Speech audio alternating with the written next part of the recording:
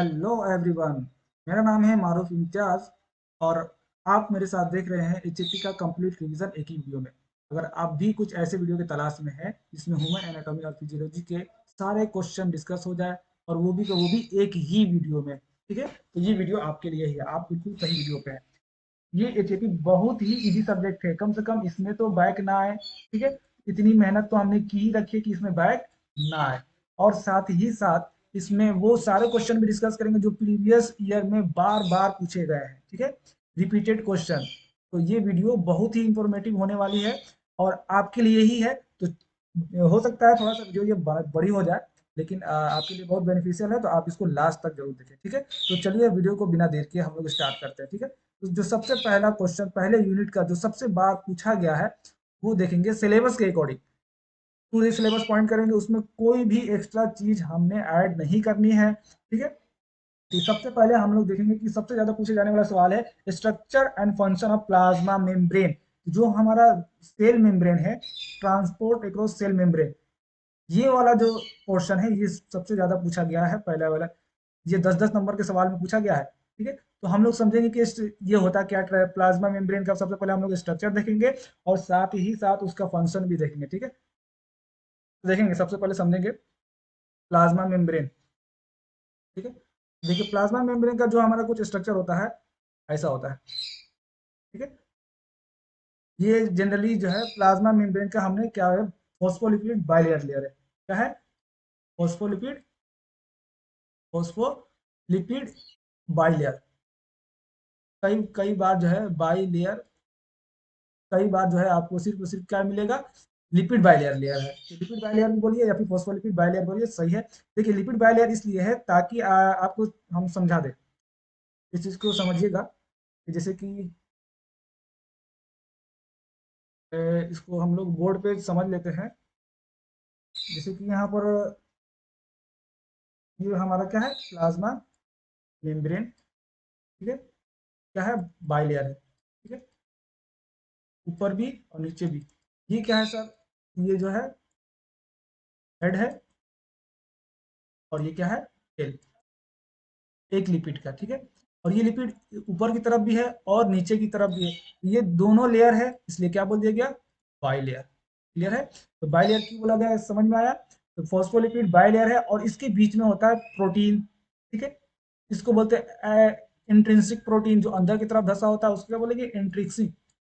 Intrinsic protein जो अंदर की तरफ धसा रहा है, ठीक है। ठीक उसी तरह जो प्रोटीन इसके ऊपर तैरेगा उससे बोलते हैं एक्सट्रिंसिक प्रोटीन। क्लियर है? कुछ प्रोटीन्स होते ऐसे होते हैं जो, जैसे कि यहाँ पर हमने मेम्ब्रेन बनाया और मेम्ब्रेन बनाने के बाद से क्या होता है कि ये तो एक इधर है और एक इधर है, दो प्रोटीन आपस में मिलकर बीच में एक पोर रास्ता बना देते हैं। क्लियर है? समझ में आया? उसको भी हम लोग क्या बोलते हैं, एक्वापोरिन्स, पानी बहने के लिए जो रहेगा, उस इम्पोर्टर इम्पोर्टर वगैरह सब यहीं से आता जाता है। क्लियर है? तो ये एक तरह के क्या बना देते हैं, पैसेज बना देते हैं सेल के आउटर मेम्ब्रेन से इनर मेम्ब्रेन की तरफ एक रास्ता बना देते हैं। क्लियर है? एक्स्ट्रा सेलुलर फ्लूइड से इंट्रा सेलुलर फ्लूइड में कोई भी सामान का एक्सचेंज थ्रू इसी पोर्स की वजह से होता है। ये चीज क्लियर है आपको सभी को? ये हमारा था प्लाज्मा मेम्ब्रेन का बेसिक स्ट्रक्चर, जो क्या था, फोस्फोलिपिड बाइलेयर। अब इसमें जो ये हेड और टेल वाला पार्ट है उस चीज को समझेंगे, हेड और टेल में क्या क्या होता है। और ये समझने का एक छोटा सा ट्रिक बता दे रहे हैं आपको, जिससे आपको भी आसान लगेगा। देखिए यहाँ पर समझिएगा, यहाँ पर हमारे के पास क्या है, ये हेड और ये क्या है, टेल। इसको आपको एक्सप्लेन भी करेंगे, ठीक है। हेड वाला जो पार्ट है, हेड, हेड क्या है, पहले ऊपर है तो क्या है, पोलर। क्लियर है? ये क्या है, टेल, ठीक है। टेल क्या है, पोलर है तो ये क्या हो जाएगा, नॉन पोलर, ठीक है। और P four polar, P four पानी। याद रखेंगे समझने के लिए, हमने बता दिया पोलर सर पानी सर क्या रिलेटेड है। तो पोलर क्या है, पानी की तरफ जाएगा, क्या है, हाइड्रोफिलिक। हाइड्रोफिलिक, हाइड्रोफिलिक मतलब क्या होता है, जो पानी को क्या करे, अट्रैक्ट करे। क्लियर है? समझ में आया? टेल क्या है, नॉन पोलर, जो कि क्या है, हाइड्रोफोबिक। हाइड्रोफोबिक है। क्लियर है? फोबिक का मतलब टू फियर। फोबिक का मतलब क्या होता है, टू फियर, यानी वहां हमको क्या लग रहा है, डर लग रहा है। अब एक चीज को ये भी याद रखेंगे कि जो हमारा टेल वाला पार्ट होता है, ये दोनों, ठीक है, ये किससे बना होता है? लिपिड से बना होता है, फैटी एसिड और या फिर लिपिड से बना होता है। क्लियर है? तभी तो ये क्या है, ऑयल को अट्रैक्ट करता है। ऑयल को जो अट्रैक्ट करेगा उसे क्या बोल देते हैं? लाइपोफिलिक। क्लियर है? फिलिक जहां वर्ड आएगा तो फिलिक का मतलब होता है टू लव, लाइपो का मतलब लिपिड। क्लियर है? हाइड्रो वाला जो पार्ट था तो हाइड्रोफिलिक, और ये वाला पार्ट था तो क्या हो गया? लाइपोफिलिक। उम्मीद करते हैं ये आपको समझ में आया होगा। तो प्लाज्मा मेम्ब्रेन का कुछ स्ट्रक्चर ही ऐसा है जो हमको समझना की बिल्कुल जरूरत है। अब हम लोग देखेंगे सेकेंड वाला पार्ट। सॉरी, ये तो समझ में आ गया। अब इस वाले में देखेंगे कि इसमें हम जो पढ़ा है वो कहाँ कहाँ है, इसमें इसको एक बार समझ लेते हैं जल्दी से। ठीक है, देखिए यहाँ पर ये क्या है, इंटीग्रल प्रोटीन दिख रहा है, और ये क्या है, फोस्फोलिपिड का बाइलेयर है। ठीक है, एक नीचे की तरफ से एक ऊपर की तरफ से, ये बाइलेयर समझ में आ रहा है। इसमें पेरिफेरल प्रोटीन जो ऊपर की तरफ है, ठीक है, ऊपर की तरफ एक्सट्रिंसिक, नीचे की तरफ है एक्सट्रिंसिक, बीच में क्या है, इंटीग्रेटेड यानी फंसा हुआ है। क्लियर है? तो ये जो आपको दिख रहा है ये क्या है, कोलेस्ट्रॉल दिख रहा है, ये वाला पार्ट इसको बोलते हैं कोलेस्ट्रॉल। फॉस्फोलिपिड बाइलेयर लिखा हुआ है, समझ में आया? और नीचे भी लिखा हुआ है fluid Mosaic model of plasma membrane. Fluid Mosaic model of plasma, ये कौन सा मॉडल है? फ्लूइड मोजाइक मॉडल, जो कि दो साइंटिस्ट द्वारा दिया गया था। कौन कौन से साइंटिस्ट थे वो? Singer and Nicolson. देखेंगे यहाँ पर, समझेंगे। देखिए यहाँ लिखा हुआ है फ्लूइड मोजाइक मॉडल, कि 1972 में दिया गया था। किसमें? 1972 में दिया गया था। कौन सा? दो साइंटिस्ट, सिंगर एंड निकलसन के द्वारा। तो इस चीज को बिल्कुल अच्छे तरीके से याद कर लेंगे। ठीक है, अब देखेंगे प्लाज्मा मेम्ब्रेन के थ्रू जो दो ट्रांसपोर्ट होते हैं वो बेसिकली क्या होता है, पैसिव और एक्टिव ट्रांसपोर्ट। पैसिव और एक्टिव ट्रांसपोर्ट, पैसिव और एक्टिव ट्रांसपोर्ट में डिफरेंस क्या है? एक्टिव में क्या होता है, एनर्जी का कंजप्शन होता है, जबकि पैसिव में ऐसा कुछ नहीं होता है। पैसिव में क्या होता है कि ये हमारा सेल मेम्ब्रेन है, इस चीज को समझेंगे। ये हमारा outer most extra cellular fluid है, ठीक है, और ये क्या है, इंट्रा सेलुलर फ्लूइड है। इधर से कोई सामान अंदर आना हो तो हमको क्या चाहिए, एक्स्ट्रा सेलुलर फ्लूइड में जो है उसका कंसंट्रेशन क्या होना चाहिए, ज्यादा होना चाहिए।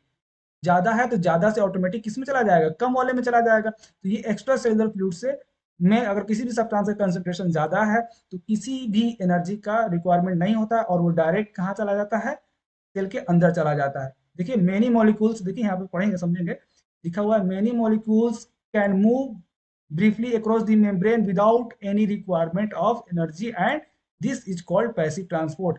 क्लियर है? ये चीज समझ में आ रहा है आपको? ठीक है, अब हम लोग देखते हैं ऑस्मोसिस। ऑस्मोसिस क्या है? Movement of water bye diffusion. ये क्या है? डिफ्यूजन प्रोसेस के द्वारा जो मूवमेंट होगा वाटर का सेल के अक्रॉस, इसी को क्या बोलते हैं, ऑस्मोसिस बोलते हैं। इसमें क्या होता है, हायर कंसंट्रेशन से लोअर कंसंट्रेशन की तरफ इसमें भी आता है, higher concentration to lower concentration. Water, देखिए वाटर, वही बात यहाँ पे लिखा हुआ है कि वाटर का जो मूवमेंट होता है वो हायर कंसंट्रेशन से लोअर कंसंट्रेशन की तरफ होता है। इसको डिफ्यूजन प्रोसेस के द्वारा हमको क्या बोलते हैं, उसको ऑस्मोसिस बोलते हैं। ठीक है, लेकिन कुछ कंडीशंस ऐसे होते हैं जिसमें क्या होता है, एनर्जी का रिक्वायरमेंट होता है, जैसे कि एटीपी। एटीपी एटीपी जो रिक्वायर्ड करता है उसे क्या बोलते हैं, एक्टिव ट्रांसपोर्ट बोलते हैं। क्लियर है?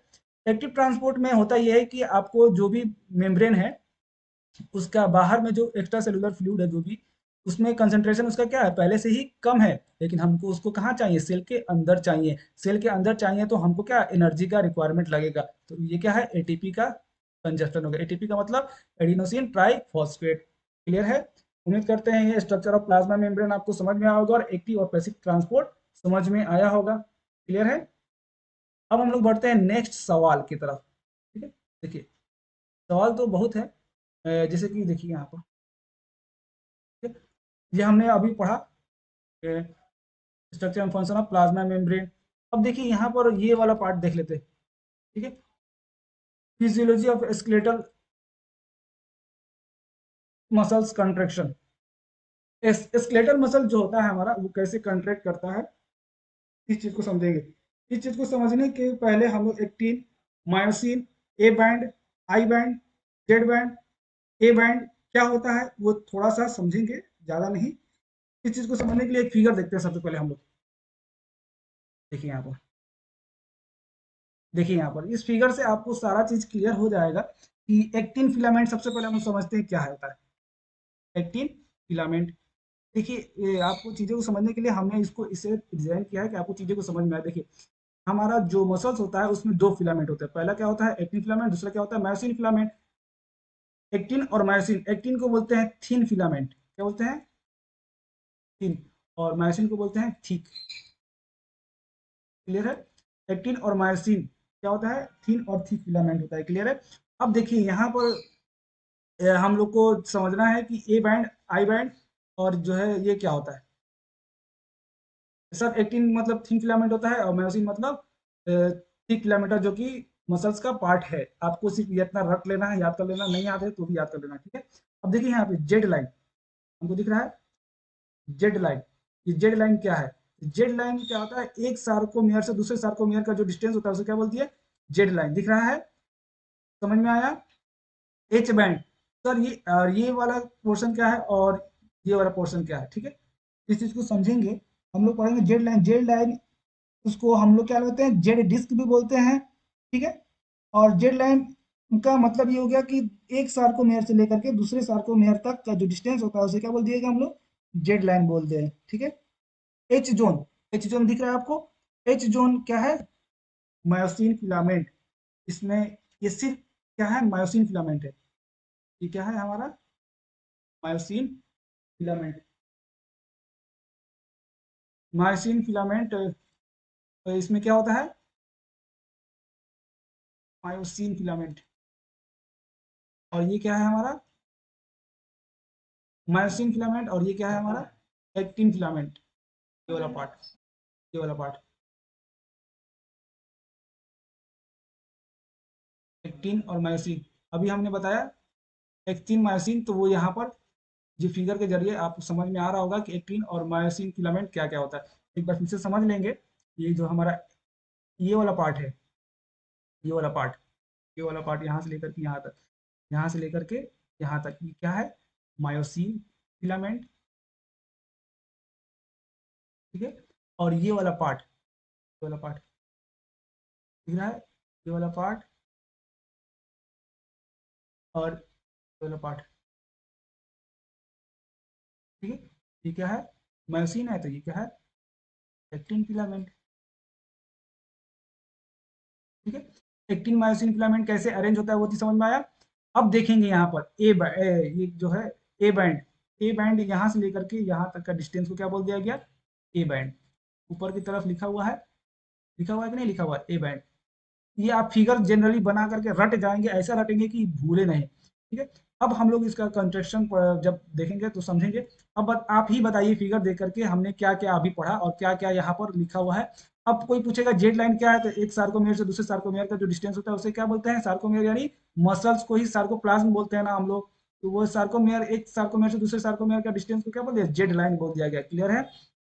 अब देखिए यहाँ पर एच जोन, एच जोन में सिर्फ एच जोन ये वाला पोर्शन को बोला जाता है, ये वाले पोर्शन को सिर्फ क्या बोला जाता है, एच जोन।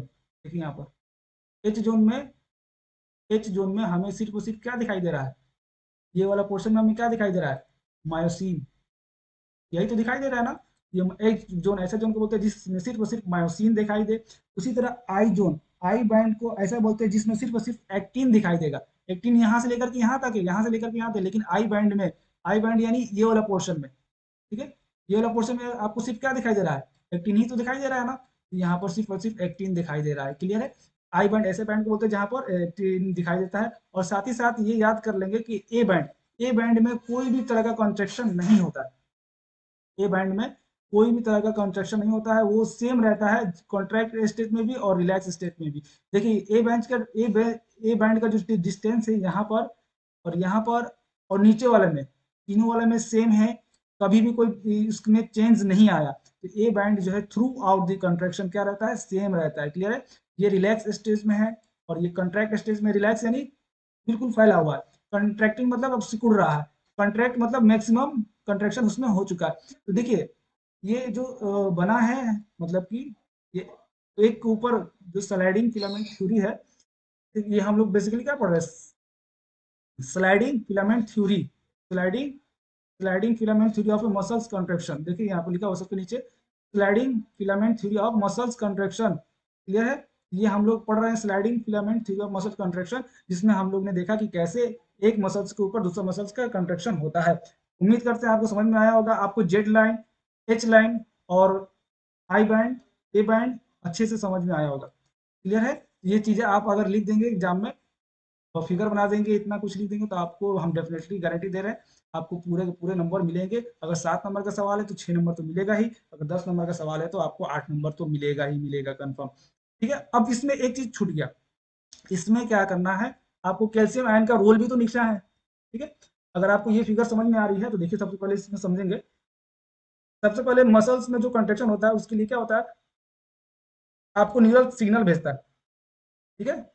न्यूरल सिग्नल भेजता है, neural signal reaching this junction release neurotransmitter acetylcholine, neuromuscular junction, neuromuscular junction, ऐसा जंक्शन जहां पे न्यूरॉन और मसल से क्या हो, मिलाप हो, तो उसे क्या बोल दिया गया, न्यूरो मस्कुलर जंक्शन बोल दिया गया। वहां पर क्या होता है कि सिग्नल पहुंचता है, पहुंचने के बाद से क्या होता है, वहां पर न्यूरो ट्रांसमीटर रिलीज होता है। वो न्यूरो ट्रांसमीटर क्या होता है, एसिटाइल कोलिन होता है, जो कि एक्शन पोटेंशियल को क्या करता है, जनरेट करता है। वो एक्स पोटेंशियल कहाँ जनरेट करेगा, सार्कोलेमा में। और वो क्या करेगा कि वो कैल्शियम आयन का रिलीज करेगा सार्कोप्लाज्म में। सार्कोप्लाज्म में जब कैल्शियम आयन रिलीज होगा तो वहां पर उसका कैल्शियम का कंसेंट्रेशन क्या होगा, बढ़ता चला जाएगा। और जब बढ़ता चला जाएगा तो वो ट्रोपिन से बाइंड हो जाएगा। सर ट्रोपिन क्या है, अभी हमने बताया ना, actin filament, myosin filament. Actin filament, actin filament में जो पार्ट होता है उसको एक पार्ट का नाम दे दिया गया ट्रोपिन। ठीक है? एक्टिन फिलामेंट का एक पार्ट होता है उसको बोल दिया गया ट्रोपोनिन, सॉरी ट्रोपोनिन, ट्रोपोनिन। तो ट्रोपोनिन क्या है, एक्टिन फिलामेंट का ही पार्ट है। अब देखिए यहाँ पर क्या हुआ कि जैसे कि इसको मिलने लगा कैल्शियम ज्यादा, कैल्शियम प्लस टू इसको ज्यादा मिलने लगा। इसमें क्या हुआ कि इसका एटीपी का प्रोडक्शन होने लगा। जब एटीपी प्रोडक्शन हुआ तो ये बिल्कुल एकदम स्ट्रेट खड़ा हो गया, ऐसे दिख रहा है। अब ये यहाँ पर क्या है कि एडिनोसिन ट्राइफॉस्फेट है, ये जाकर के जुड़ा किससे, ट्रोपोनिन से। और ट्रोपोनिन से जब जुड़ेगा तो इसमें क्या होगा, क्रॉस ब्रिज बनेगा और बिल्कुल ये सीधा खड़ा हो जाएगा। देखिए यहाँ पर जब ये क्रॉस ब्रिज बना, देखिए यहाँ पर दिख रहा है क्रॉस ब्रिज। तो क्रॉस ब्रिज बना तो ये बिल्कुल क्या हुआ कि यहाँ पर एटीपी से फॉस्फेट आयन जो है रिलीज हो गया और एडीपी से किस में कन्वर्ट हो गया, एडीपी में। मायोसिन का हेड इससे मिल गया और ये क्या था, एक्टिन फिलामेंट। एक्टिन फिलामेंट क्या हुआ, अंदर की तरफ कॉन्ट्रैक्ट किया। अंदर की तरफ कॉन्ट्रैक्ट करने की वजह से क्या हुआ कि ये जो आपको मायोसिन का हेड है वो क्या हो गया, मुड़ गया बिल्कुल और क्रॉस ब्रिज बन गया। तो फॉर्मेशन ऑफ क्रॉस ब्रिज हुआ। और फिर उसके बाद से वहां पर क्या हुआ, मसल स्लाइड हो गया और स्लाइड होने के बाद से फॉस्फेट आयन वापस से जा करके जुड़ गया उससे। एडीपी जो था यहाँ पर, एडीपी था, एडीपी देखिए यहाँ पर A D P plus phosphate क्या हो जाएगा, एटीपी बन जाएगा। यहाँ से तो फॉस्फेट चला गया था। ठीक है? फिर यहाँ पर फॉस्फेट आ गया और फॉस्फेट आने के बाद से क्या बन गया, एटीपी। यहाँ पे देखिए ये दोनों आपस में जुड़ गए और जा करके फिर से वो ऐसे ही क्या होता है, सर्कल चलता रहता है। अगर आप ये चीज को लिख पाएंगे लैंग्वेज में तो सबसे अच्छी बात है कि आपने इस चीज को लिख दिया। ठीक है? समझ लिए हैं फिगर के जरिए, तो उम्मीद करते हैं आपको समझ में आया होगा। ठीक है? मसल्स कंट्रेक्शन बहुत बार पूछा भी गया है, इंपॉर्टेंट है, इसलिए इसको हमने देख लिया। क्लियर है? अब देखते हैं नेक्स्ट सवाल। About the structure and function of long bone. Long bone का स्ट्रक्चर और फंक्शन क्या क्या होता है वो चीज हम यहाँ पर देखेंगे। इसको हम लोग पहले तो देखेंगे कि मतलब कि लॉन्ग बोन को बनाएंगे कैसे। ठीक है? तो आप जनरली जो है लॉन्ग बोन बना लेंगे, कैसे बनाएंगे। देखिए बिल्कुल रफ टाइप का डायग्राम, एग्जामिनर को सिर्फ बताना है कि हाँ हमें आता है। ठीक है? ये हमारा लॉन्ग बोर्ड है, ये क्या है, हेड। ठीक है? सबका अलग अलग नाम होता है, नाम मेंशन कर देंगे तो वो खुश हो जाएगा। और ठीक है, देखिए ये वाला पोर्शन को बोलेंगे इपीफाइसिस। क्या बोलते हैं, इपीफाइसिस। ठीक है? इसके नीचे वाला पार्ट को बोलते हैं मेटाफाइसिस। Meta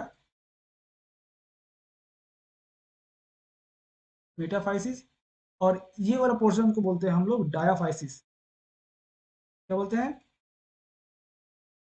diaphysis. ठीक है? और ये वाला वापस से वही पोर्शन आ गया, क्या आ गया, इपीफाइसिस। इपीफाइसिस ऊपर भी होता है और इपीफाइसिस नीचे भी होता है। ये चीज आप मतलब कि अगर पूछेगा स्ट्रक्चर तो हम बना सकते हैं कि नहीं बना सकते।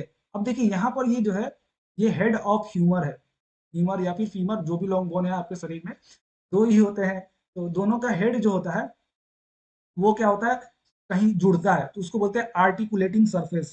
ठीक है, आर्टिकुलेटिंग कार्टिलेज से जुड़ा होता है। ठीक है, कार्टिलेज से आर्टिकुलेट का मतलब होता है जुड़ना। क्लियर है, आर्टिकुलेट का मतलब क्या होता है, जुड़ना। यहाँ पर आर्टिकुलेट दिख रहा है आपको, ARTICU, आर्टिकुलेटिंग सरफेस लिख सकते हैं। ठीक है, आर्टिकुलेट कार्टिलेज लिख सकते हैं। और यहाँ पर भी वही चीज हम लिख देंगे कि यहाँ से भी जुड़ा होता है ना नीचे से, तो यहाँ पे लिख देंगे आर्टिकुलर कार्टिलेज, आर्टिकुलर कार्टिलेज। ये जनरली आप बना देंगे, अच्छे से समझा देंगे कि हाँ भैया हमने देखा है, तो वो समझ में आ जाएगा। देखिए यहाँ पर क्या होता है, स्पॉन्जी बोन होता है। स्पॉन्जी बोन मतलब क्या होता है कि उसमें एयर होते हैं। ठीक है, स्पॉन्जी बोन, ठीक है, डेंस नहीं होता है, स्पॉन्ज होता है। स्पॉन्जेस हमने पढ़ा है बायोलॉजी में, ठीक वैसे ही होता है। ठीक है, अब इसका ऊपर का जो कवरिंग होता है इसको बोलते हैं periosteum. Periosteum, periosteum is the outermost covering of the bone. क्या है, कवरिंग है, कवरिंग ऑफ बोन। क्लियर है। अब इसके अंदर में जो होता है वो क्या होता है, बोन मैरो कैविटी। इसको लिख सकते हैं बोन मैरो कैविटी। ठीक है, उम्मीद करते हैं आपको ये चीज समझ में आया होगा। क्लियर है। अब हम लोग बढ़ते हैं अपने नेक्स्ट क्वेश्चन की तरफ। ये हमारा क्वेश्चन कौन सा था कि आप लॉन्ग बोन का स्ट्रक्चर, इसका फंक्शन देख लेते हैं। ठीक है, बेसिकली हम लोग फंक्शन भी देख लेते हैं, तो इसका क्या क्या फंक्शन होता है, ये चीज तो क्लियर है आपको, इसमें कोई चीज आपको पूछना नहीं है। अगर आप कोई भी डाउट आए तो आप पूछ लीजिएगा। अब हम लोग देखते हैं कि फंक्शन क्या क्या होता है। फंक्शन आप खुद से बताइए कि आपने जो भी पढ़ा है अब तक, लॉन्ग बोन आपके शरीर में ही है लॉन्ग बोन, तो लॉन्ग बोन का क्या क्या फंक्शन हो सकता है, आप खुद से सोच के बताइए। ठीक है, तो जैसे कि सपोर्ट करने का काम हो सकता है। ठीक है, हमारा बॉडी को शेप में रखने का काम करता है कि नहीं करता है, सपोर्ट करता है कि नहीं करता है, तो पहला काम लिख देंगे सपोर्ट। इसके अंदर का जो पार्ट है आप खुद से लिखेंगे। ठीक है, सपोर्ट करने का काम करता है। दूसरा नंबर पे क्या होता है, जल्दी बताइए। अरे भैया चलते फिरते हैं कि नहीं चलते हैं, करते हैं भैया, तो मूवमेंट। ठीक है, और क्या काम करता है, प्रोटेक्शन का काम करता है। किस चीज का protection, protection. Protection in the sense कि जैसे कि कुछ बोन्स ऐसे होते हैं जो आपके लेग्स के पास होते हैं, आर्म्स के पास होते हैं, वहां पर इंटरनल ऑर्गन्स भी मौजूद होते हैं, उनके डैमेज होने से क्या करता है, बचाता है। क्लियर है, हेमेटोपोइसिस में मदद करता है, यानी क्या करता है, न्यू बोन सेल को बनाने में मदद करता है, आरबीसी को बनाने में मदद करता है, डब्ल्यूबीसी को बनाने में मदद करता है। ठीक है, उस चीज को क्या बोलते हैं, हीमेटोपोइसिस, हेमेटोपोइसिस। क्लियर है। और नेक्स्ट में जो है हमारा मिनरल स्टोरेज का भी काम करता है। हमको जब ये चीज पता है कि नहीं पता है कि हड्डी में क्या पाया जाता है, क्या पाया जाता है, जल्दी बोलिए भैया कमेंट सेक्शन में। कैल्शियम। ठीक है, मिनरल स्टोरेज यानी कैल्शियम का भी स्टोरेज करता है, कैल्शियम के साथ साथ फॉस्फोरस का भी स्टोरेज करता है। ये लॉन्ग बोन का हमको स्ट्रक्चर और फंक्शन उम्मीद करते हैं आपको क्लियर होगा। ठीक है, अब हम लोग बढ़ते हैं नेक्स्ट सवाल। ठीक है, इरिथ्रोपोइसिस किसे कहते हैं, इरिथ्रोपोइसिस थोड़ा बाद में देख लेते हैं। इसके ऊपर हमने वीडियो बनाया है, अगर आपने नहीं देखा है तो उसको जरूर देखिएगा। देखिए यहाँ पर हम लोग देखेंगे, सिर्फ वही चीज देख रहे हैं जो चीज बिल्कुल एकदम कंफर्म है कि आएगा ही आएगा। जैसे कि 10 नंबर का सवाल निकालते हैं, क्लासिफाई स्केलेटल सिस्टम और उसका डिवीजन, साथ ही साथ वर्टिब्रल कॉलम का जो है स्ट्रक्चर फंक्शन, ये सारा चीज पूछता है। तो ये चीज हम लोग देख लेते हैं। इसमें स्ट्रक्चर, ये वाला पार्ट देख लेते हैं। Classify skeletal system, skeletal system का क्लासिफिकेशन, साथ ही साथ फंक्शन ऑफ वर्टिब्रल कॉलम। आपको पता है स्केलेटल सिस्टम को हमने कितने पार्ट में डिवाइड करते हैं, दो पार्ट में। कौन कौन सा पार्ट, ठीक है, कौन कौन सा पार्ट, एक्सियल और अपेंडिकुलर। तो वो सारी बातें जो है एक बार देख लेते हैं, समझ लेते हैं। तो सबसे पहले समझते हैं हमारा क्या है, स्केलेटल सिस्टम का क्लासिफिकेशन। स्केलेटल सिस्टम का क्लासिफिकेशन देख लेते हैं। ठीक है, स्केलेटल सिस्टम का क्लासिफिकेशन हमने दो पार्ट में कर दिया। कौन कौन सा? पहला क्या है? एक्सियल। दूसरा क्या है? अपेंडिकुलर। एक्सियल। दूसरा क्या है? अपेंडिकुलर। अपेंडिकुलर। देखिए ये आप डायग्राम फ्लो चार्ट के फॉर्म में तो बनाएंगे ही बनाएंगे, साथ ही साथ आप इसको लिखेंगे भी। एक्सियल बोन किसे कहते हैं? जो एक्सिस के थ्रू होता है, ठीक है। एक्सियल बोन में कौन कौन से आते हैं, सारा चीज यहाँ पर मेंशन कर देंगे। ठीक, उसी तरह पेंडिकुलर बोन में कौन कौन आते हैं, वो सारा चीज यहाँ पर मेंशन कर देंगे, ठीक है। एक्सियल बोन में क्या आता है? स्कल आता है, ठीक है। और उसके बाद से क्या आता है? स्टर्नम आता है, ठीक है। और क्या आता है? स्कल आएगा, स्टर्नम। स्टर्नम क्या होता है? चेस्ट बोन, ठीक है। रिब्स आते हैं, ठीक है। और क्या आते हैं? रिब्स के साथ साथ आपको जो है, रिब्स आ गए, स्टर्नम आ गया, स्कल आ गया। स्कल में क्या होता है? फेशियल और क्रेनियम। फेशियल और दूसरा क्या होता है? क्रेनियम। क्रेनियम यानी ब्रेन बॉक्स, ठीक है। अब यहाँ पर एक और चीज, गॉडल्स आते हैं, ठीक है। एक क्या होता है? स्कल एसोसिएटेड बोन्स भी होते हैं इसमें। स्कल एसोसिएटेड बोन में कौन कौन से आते हैं? स्कल एसोसिएटेड, एसोसिएटेड बोन, जैसे कि ईयर ऑसिकल्स, ईयर ऑसिकल्स। और क्या आता है? Hyoid bone. Hyoid, hyoid, hyoid bone होता है। क्लियर है? ये आपका एक्सियल का क्लासिफिकेशन हो गया। फिर उसी तरह आप लिखेंगे अपेंडिकुलर में। अपेंडिकुलर में क्या क्या होता है बताइए? अपेंडिकुलर में, अपेंडिकुलर में क्या क्या होता है? अपेंडिकुलर बोन जैसे कि लिम्स जो एक्सियल बोन से अटैच है। यहाँ हमारा क्या है? एक एक्सिस है, और एक्सिस के थ्रू जो भी अटैच है, ठीक है। ये हमारा, ये दोनों पाँव हो गया, ये ऊपर वाला पाँव हो गया। ये क्या है? अपर लिम्स और लोअर लिम्स। अपर लिम्स और लोअर लिम्स। क्लियर है? लोअर लिम्स का मतलब पाँव, ठीक है। इसमें क्या होता है? Humerus, radius, ulna, sorry U से होता है, अल्ना। फिर क्या होता है? Humerus, radius, ulna, carpal, metacarpal, और उसके बाद आता है फेलेंजेस।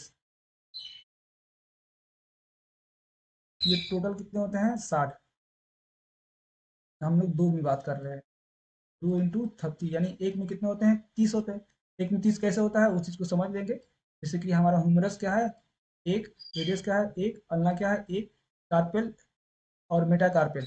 कार्पेल होता है 8 और मेटाकार्पेल होता है 7। और ये क्या होता है? 14, ठीक है। 14, 15, 16, 17 और 17 हो गया। 24, 8, 30। अरे कहाँ गड़बड़ कर गया? फैलेंजेस कितना होते हैं? 14। मेटाकार्पेल, सॉरी यहाँ 5 होते हैं, ठीक है। तो 14, 5, 19 से 20, 20, 8, 10, 30, ठीक है। एक में, एक हाथ में कितना हो गया? 30। और यहाँ पे कितना होता है? दूसरे हाथ में 30। तो 30, 30 कितना हो गया? 60 हो गया। क्लियर है? अब उसी तरह लोअर लिम्स में बात करते हैं। लोअर लिम्स यानी पाँव में, ठीक है। H for hand, H for humerus, इसको याद रखेंगे। F for foot, F for humerus, humerus, ठीक है। फिर उसके बाद से आता है tibia tarsus. Tibia tarsus, tibia fibula. Tibia के बाद से आता है फिबुला।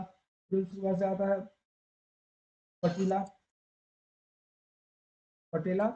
और यहाँ पे आता है मेटाटार्स, टार्सल्स, मेटाटार्सल्स, और मेटाटार्सल्स। और फिर उसके बाद से आता है फैलेंजेस। सेम सारा वैसे ही रहता है। बस यहाँ पर याद रखेंगे कि कार्बन कितना है? 8 है। तो यहाँ पर जो टार्सल्स है वो कितना हो जाता है? 7। और एक जो है वो, एक कौन बढ़ जाता है? ये पटीला। पटीला यानी नी कैप को बोलते हैं। क्लियर है? आप इसको फिगर के जरिए समझेंगे तो हमको लगता है ज्यादा समझ में आएगा। तो फिगर हम लोग देखते हैं, इसका फिगर देख लेते हैं। इधर पे बढ़ते हैं।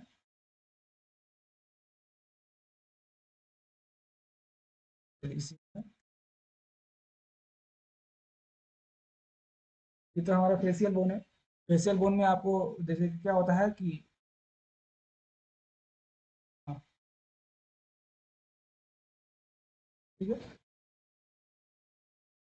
दिखा कि नहीं, यहाँ पर हम लोग इसी के बारे में बात करते हैं। पटीला एक बढ़ गया, टिबिया फिबुला है, ये टार्सल्स, मेटाटार्सल और फेलेंजेस, क्लियर है। फीमर, और ये हमारा क्या है, ठीक है, ये हिप बोन है, ठीक है।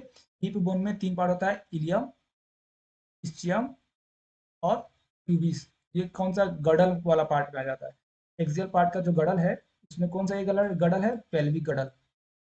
कौन सा है, पेल्विक गडल, क्लियर है।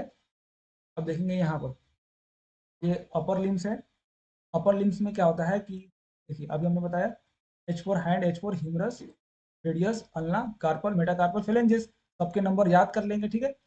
और क्लेविकल और स्केपुला, क्लेविकल को क्या बोलते हैं, कॉलर बोन भी बोलते हैं, जिसको लड़की में लोग ब्यूटी बोन भी बोलता है, ठीक है।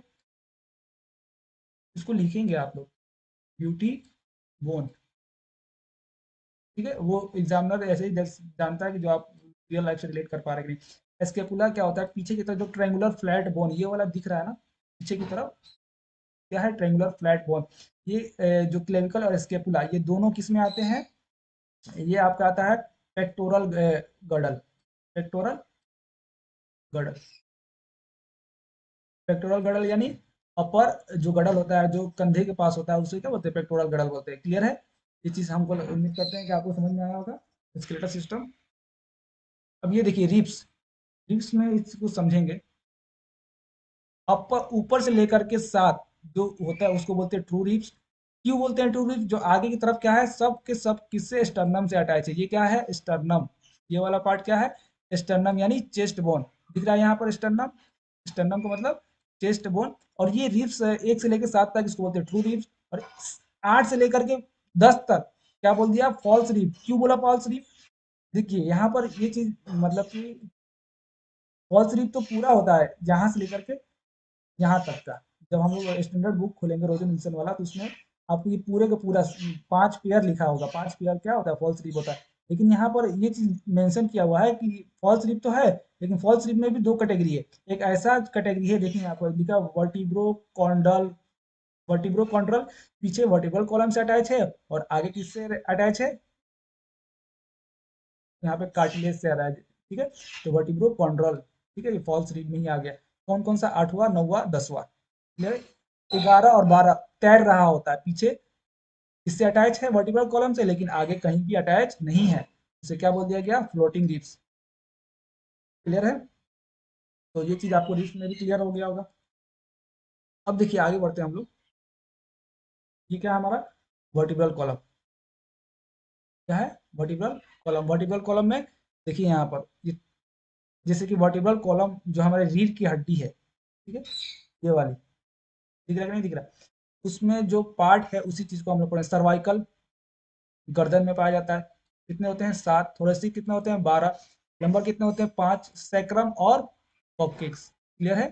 12, 3, 15, अब 15, 15 और 7 कितना हो जाएगा, 15, 22 और 23 और 24, क्लियर है। थोरेसिक 5 पेयर होता है ना ये, 7, 5, 12, 12 बाई 24, अरे गलत जोड़ दी।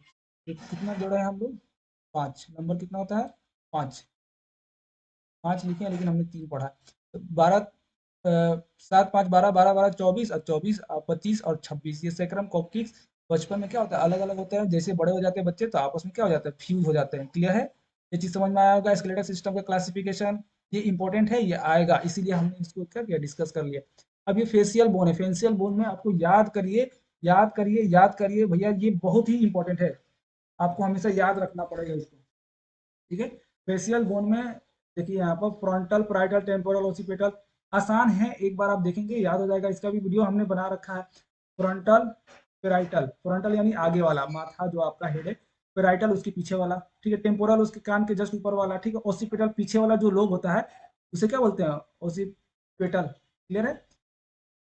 अब देखिए हाइवाइड जो हमने बताया था, ईयर क्या बोलते हैं, स्कल एसोसिएटेड बोन में आता है हाइवाइड, ये किसी भी मसल से अटैच नहीं होता।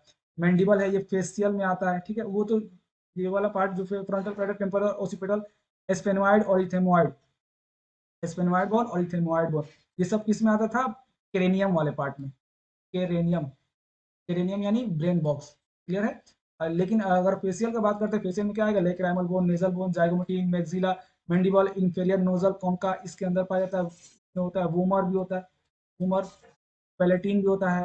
पेलेटिन कहाँ होता है, ये ऊपर वाला जो पार्ट होता है इसको क्या बोलते हैं, पेलेटिन। हार्ड पैलेट वगैरह सॉफ्ट पैलेट का नाम सुना कि नहीं सुना, तो क्या होता है पेलेटिन, क्लियर है। ये सारा चीज जो है फेशियल का पार्ट था। अब हमारा जो नेक्स्ट सवाल है उसकी तरफ बढ़ते हैं। आपको ये चीज समझ में आया कि नहीं आया, कमेंट बॉक्स में जरूर बताइएगा, क्लियर है। वीडियो तो काफी लंबा हो रहा है लेकिन आपके लिए ही बन रहा है, तो वीडियो को लास्ट तक देखेंगे तभी जाकर के आपको फायदा भी समझ में आएगा, ठीक है। तो नेक्स्ट हमारा जो सवाल है वर्टिब्रल कॉलम, चलिए इसको भी देख लेते हैं। वर्टिब्रल कॉलम का जो है स्ट्रक्चर और फंक्शन क्या होता है, ये कॉलम का जो फिगर है इसको भैया आप रट जाइए, आसान है, आसान है, इसीलिए हमने इसको यहाँ पर कंसिडर किया है। वर्टिब्रल कॉलम में आपको सिर्फ क्या बनाना है, देखिए बीच में इसके क्या होता है, फोरामेन, फोरामेन का होता है छेद, ठीक है। इसके अंदर रहता है स्पाइनल कोड, क्या रहता है, spinal cord, spinal cord, clear है। तो ये एक ऊपर एक जो वर्टिब्रल कॉलम होता है, एक ऊपर एक रखा जाता है और इसी के बीच में होता है आपका स्पाइनल कोड, समझ में आया। तो वो स्पाइनल कोड इसी छेद से होकर के गुजरता है, ये दिख रहा है। इस प्रोसेस का नाम क्या है, ट्रांसवर्स प्रोसेस, तीन प्रोसेस है, तीनों को याद कर लेंगे, ठीक है। टाइपोनस प्रोसेस और क्या है ये, और समझ में आया, ये हमारा कौन सा पार्ट है, बॉडी वाला पार्ट है, बॉडी पर फोरामेन इंटीरियर पार्ट है, पोस्टीरियर पार्ट है, यानी इंटीरियर मतलब आगे वाला, पोस्टीरियर यानी पीछे वाला, क्लियर है, समझ में आ रहा है। ये आपको वर्टिब्रल कॉलम का स्ट्रक्चर है, ये स्ट्रक्चर आसान है, इसे बना देंगे आपको पूरा का नंबर मिल जाएगा। अब इसका हम लोग देख लेते हैं फंक्शन, ठीक है। आपको जनरली जो हमने बताया वो सारे यहाँ पे लिखा हुआ है, cervical, thoracic, lumbar, sacrum, coccyx, अभी हम लोग ने जो डिस्कस किया है वर्टिब्रल कॉलम के बारे में, वो सारा चीज यहाँ पे लिखा है। सर्वाइकल कितने नंबर में होते हैं, थोरेसिक कितने नंबर में होते हैं, लंबर कितने होते हैं, सेक्रम और कॉकिक्स क्या होते हैं। सेक्रम जो होता है बचपन में कितना होता है, 5, आगे चल के फ्यूज होता है। कॉकिक्स कितने होते हैं, 4, क्लियर है। देखिए यहाँ पर ये दिख रहा है आपको, वही सारी बातें यहाँ पर बताया गया है सेक्रम की, जो कि हम लोग अभी डिस्कस ही करके आए हैं, ठीक है। अब देखिए यहाँ पर इसका फंक्शन ऑफ वर्टिब्रल कॉलम, आपको जो चीज पता है वही चीज लिखेंगे, ठीक है।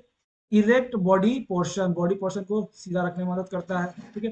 बॉडी बैलेंस करने में भी मदद करता है, ठीक है। एक दूसरे से क्या करता है, अटैच करता है, और रिब्स को पीछे क्या करता है, अटैच कराता है, क्लियर है कि नहीं, अटैच करने का सपोर्टिंग सिस्टम हमारे बॉडी का बनाता है, ठीक है। अपर लिम्स, और देखिए लिखा हुआ है support the upper limbs and head of make freely movable, ये सपोर्ट करता है कि देखिए अपर आपका लिम्स जो है आसानी से मूव कर सके, ठीक है। कुछ ऑर्गन्स है उसको भी क्या करता है, प्रोटेक्ट करता है, ठीक है। स्पाइनल कोड इसके अंदर होता है कि नहीं होता है, तो स्पाइनल कोड जो है हमारा सेंट्रल नर्वस सिस्टम का पार्ट है, उसके क्या करता है, vital organ like kidney and spinal cord वगैरह ये सबको भी प्रोटेक्ट करता है। जो चीज आपको याद है वही चीज यहाँ पर लिखेंगे, आपको होपफुली पूरा का पूरा नंबर मिलेगा, क्लियर है। अब हार्ट का डायग्राम बनाना है और कार्डियक साइकिल आपको बनाना है। तो हार्ट का डायग्राम तो आपको पता ही है कैसे बनाना है, अगर आपने मेरा वीडियो नहीं देखा तो आपको ऊपर प्लेलिस्ट शो हो रहा होगा, उसमें एचपी का सारा जो है हमने बना करके रखा है, ठीक है। तो वहां पर आपको जो जो इंपॉर्टेंट लगा होगा वो पढ़ लीजिएगा, ठीक है। ये आपका हार्ट का डायग्राम है, ठीक है। इस हार्ट के डायग्राम को प्रैक्टिस कर लीजिए, या फिर जो हमने ऊपर प्लेलिस्ट दे रखा है, चैनल के लिंक डिस्क्रिप्शन में, वहां से भी आप जाकर के देख सकते हैं, ठीक है। हम लोग पढ़ेंगे लोग कार्डियक साइकिल के बारे में, ठीक है। तो चलिए बोर्ड की तरफ चलते हैं हम लोग। Cardiac cycle, cardiac cycle, basically cardiac cycle में हम लोग क्या देखेंगे, कार्डियक साइकिल, देखिए कार्डियक साइकिल होता है 0.8 सेकेंड का, ठीक है। सर ये 0.8 सेकेंड में क्या होता है बता दीजिए, समझा दीजिए, वही कर रहे हैं। 0.8 सेकेंड का जो कार्डियक साइकिल होता है, इसमें क्या होता है, वन राउंड मतलब कि एक बार हमारा फुल अच्छे से कंट्रैक्ट करता है और रिलैक्स करता है। हमारा जो हार्ट बीट है, हार्ट बीट कंप्लीट करता है एक तरह से, ठीक है, कंप्लीट होता है, ठीक है, 0.8 सेकेंड में। अब इसमें कौन कौन सी एक्टिविटी होती है, हमको पता है। हार्ट में कितने चेंबर होते हैं? 4। अपर वाले को क्या बोलते हैं? नीचे वाला क्या होता है? वेंट्रिकल्स। और ऊपर वाले को एट्रियम। और ये हमारा, क्योंकि हम सामने वाले को तो पढ़ पढ़ रहे होते हैं, ये हमारा राइट है, लेकिन ये वाला क्या हो जाता है? लेफ्ट, ठीक है। और ये वाला कौन सा पार्ट हो जाता है? राइट, ठीक है। इस चीज को याद रखेंगे, लेफ्ट साइड में ऑक्सीनेटेड ब्लड होता है, राइट साइड में डीऑक्सीनेटेड ब्लड होता है, हमेशा याद रखेंगे। ये जो हमारा साइकिल है, हमने बनाया एट्रियम और वेंट्रिकल के रिस्पेक्ट में बनाया है, ठीक है। इस चीज को हम लोग दूसरा पेज में देखते हैं, जैसे जैसे कि यहाँ पर हमने बना दिया,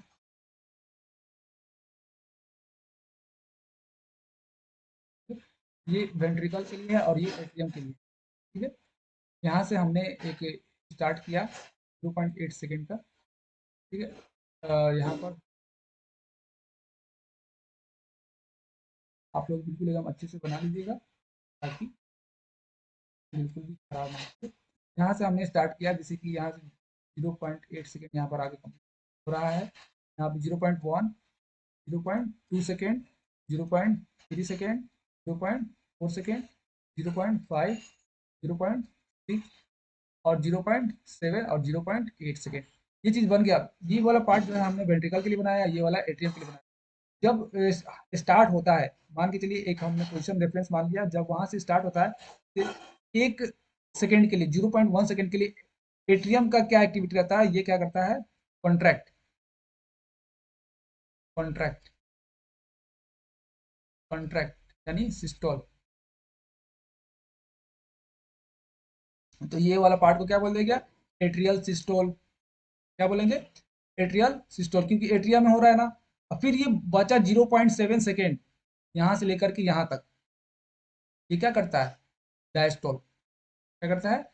डायस्टोल करता है। इसका समरी यहाँ पर लिखते चलते हैं कि 0.1 सेकेंड के लिए एट्रियम का जो एक्टिविटी होता है, एट्रियम का जो एक्टिविटी होता है 0.1 सेकेंड के लिए क्या होता है? स्टोल करता है, ठीक है। और 0.7 सेकेंड के लिए टोटल कितना होता है? 0.80 तो होता है ना सेकेंड। और 0.7 सेकेंड के लिए क्या करता है? डायस्टोल। क्लियर करता है। ये एट्रियम का एक्टिविटी हमने लिख लिया।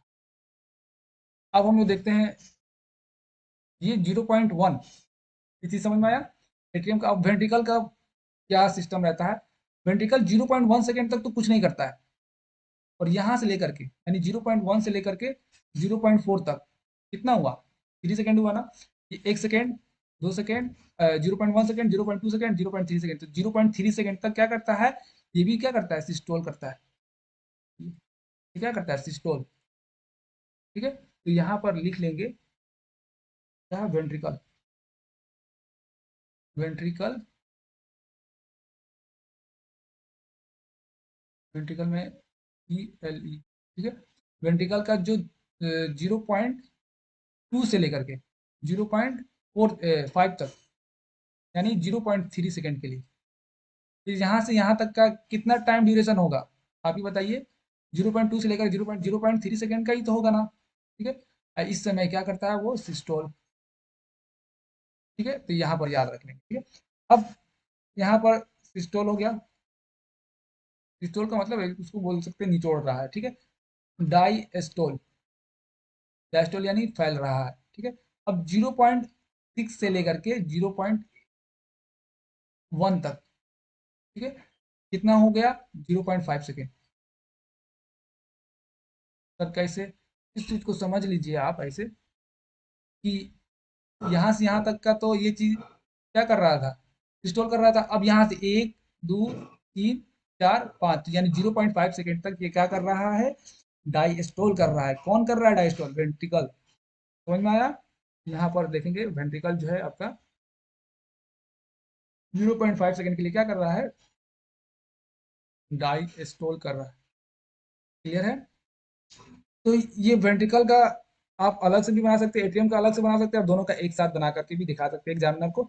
लेकिन याद रहे एक चीज और, यहाँ पर देखेंगे थोड़ा सा रफ हो गया, इस एक चीज को और यहाँ पे समझ लेंगे। अब इसमें कुछ नहीं बनाएंगे, सिर्फ समझने के पर्पज से कि आपने जो सीखा उसमें एक और कंसेप्ट रह गया, ज्वाइंट डायस्टोल। ठीक है, यहाँ तक देखिए सिस्टोल हो रहा था, और ये वाला पोर्शन भी क्या हो रहा है, सिस्टोल हो रहा है। ये ऊपर वाला पार्ट एट्रियम का है, नीचे वाला पार्ट वेंट्रिकल का है। ठीक है, लेकिन ये वाला पार्ट यहाँ से लेकर के यहाँ तक एक ही चीज हो रहा है, वो क्या हो रहा है, डायस्टोल। वो एट्रिया भी डायस्टोल कर रहा है पूरा यहाँ से लेकर के यहाँ तक, और ये वाला पार्ट, ये वाला वेंट्रिकल जो है, वेंट्रिकल भी क्या कर रहा है, डायस्टोल कर रहा है। इसी चीज को बोल देते हैं joint diastole, joint diastole, sorry, joint diastole. Joint diastole कितने सेकंड के लिए होता है, अब यहाँ से लेकर के यहाँ तक का कितना सेकंड हो जाएगा, यहाँ पर क्या था 0.5, और यहाँ पर क्या था 0.8, 1 2 3 4, तो यहाँ पर कितना हो जाएगा 0.4 सेकंड के लिए क्या होता है, ज्वाइंट डायस्टोल होता है। क्लियर है, उम्मीद करते हैं ये आपको समझ में आया होगा। ठीक है, बढ़ते हैं हमारे नेक्स्ट सवाल की तरफ। ठीक है, नेक्स्ट सवाल हमारा क्या है, नेक्स्ट सवाल है, कार्डियक साइकिल वगैरह तो हमने देख लिया। ठीक है, अब हम लोग देखते हैं ब्लड कोगुलेशन। अरे बाप रे बाप, ब्लड कोगुलेशन देखते हैं, समझते हैं जल्दी जल्दी। ब्लड कोगुलेशन होता क्या है, मैकेनिज्म ऑफ ब्लड कोगुलेशन। ठीक है, इसमें ब्लड कोगुलेशन में दो पार्ट होते हैं, एक होता है एक्सट्रिंसिक, एक होता है इंट्रिंसिक पाथवे। ठीक है, उस चीज को समझेंगे यहाँ पर फिगर के जरिए, ताकि आपको चीजें अच्छे से समझ में आ जाए। ठीक है, आप चीजों पढ़ चुके हैं पहले से, हम फिगर के जरिए इसलिए समझा रहे हैं ताकि आपको समझ में आए। ठीक है, जो भी हमारा इंट्रिंसिक पाथवे होता है और एक्सट्रिंसिक पाथवे होता है, वो डैमेज टिश्यू से क्या करता है, कुछ एक फैक्टर निकलवाता है, जो कि क्या करता है आगे चल के प्लाज्मा फैक्टर को एक्टिवेट करता है। ठीक है, पहले इंट्रिंसिक पाथवे देखेंगे।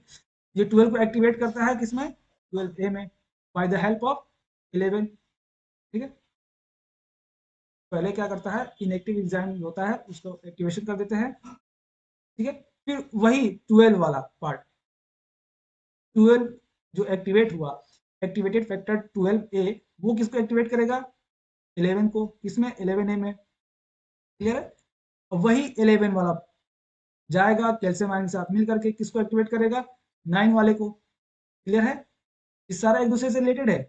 अब फिर वही 9 वाला पार्ट दिख रहा है ये, और ये जा करके फैक्टर 8 और कैल्शियम आयन के साथ मिल करके किसको एक्टिवेट करेगा, फैक्टर 10 को 10A में कन्वर्ट करेगा। फर्दर जो है वो क्या करेगा, फैक्टर 5A और कैल्शियम आयन मिल करके प्रोथ्रोम्बिन को एक्टिवेट करेगा। ठीक है, अब देखिए यहाँ पर जो एक्सट्रिंसिक पाथवे जो बाहर डैमेज टिश्यू है, वो क्या करता है, फैक्टर 3 और स्टेबल फैक्टर फैक्टर 7 कॉम्प्लेक्स, दोनों क्या होता है आपस में मिलते हैं। फैक्टर 3 और फैक्टर 7 जब आपस में मिलेगा, तो मिलने के बाद से जो है एक फैक्टर स्टुअर्ट स्टुअर्ट फैक्टर जिसको बोलते हैं, 10 10 फैक्टर को क्या बोलते हैं हम लोग, स्टुअर्ट फैक्टर। देखिए यहाँ पे 10 को क्या 10 में एक्टिवेट कर रहा है, तो फिर वो 10 को क्या करेगा मिल करके ये फैक्टर 7 और 2 को एक्टिवेट कर देगा। फैक्टर 5 को जब एक्टिवेट कर देगा, उस कंडीशन में क्या होगा, यहाँ से अब कॉमन पाथवे स्टार्ट हो जाएगा।